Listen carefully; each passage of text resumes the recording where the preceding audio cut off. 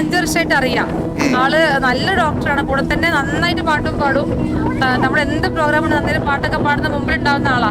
അപ്പൊ മാഡത്തിന് പാട്ട് പാടും, അങ്ങനെ എഴുതുകയും ചെയ്യും, മ്യൂസിക്കും ചെയ്യും. മാഡത്തിന് ഉമ്മയാണ് ആ പാട്ട് എഴുതിയത്. ഇത് സഫ്ന, എൻ്റെ അനിയത്തിയാട്ടോ. ആള് ഡോക്ടറാണ്, നാട്ടിലാണ് പ്രാക്ടീസ് ചെയ്യുന്നത്. സഫ്നയും അവളെ മകള് ഐഷും അഭിനയിച്ച് ഒരു ആൽബത്തിൻ്റെ വിഷ്വൽസ് ആണ് നിങ്ങൾ താഴെ കാണുന്നത്. അവളെ ഫ്രണ്ട് ഡോക്ടർ റൂബി അവരുടെ ഉമ്മയുടെ വരികൾക്ക് പാട്ട് പാടിയ ഈ ആൽബം നമുക്കെല്ലാവർക്കും അറിയാലോ. നമുക്കൊരു കുട്ടിക്കാലമുണ്ട്, നമ്മളെല്ലാവരും തിരിച്ചു പോകാൻ ആഗ്രഹിച്ച നമ്മുടെ കുട്ടിക്കാലം.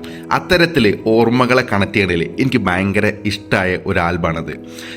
ഈ ആൽബം ക്രിയേറ്റ് ചെയ്ത് ഡോക്ടർ റൂബി, അവർ ഡോക്ടറാണ്. നമുക്കറിയാലോ നാട്ടിലൊരു ഡോക്ടർ തിരക്ക്. അതിനിടയിലും അവരവരെ പാഷന് വേണ്ടി സമയം കണ്ടെത്തി.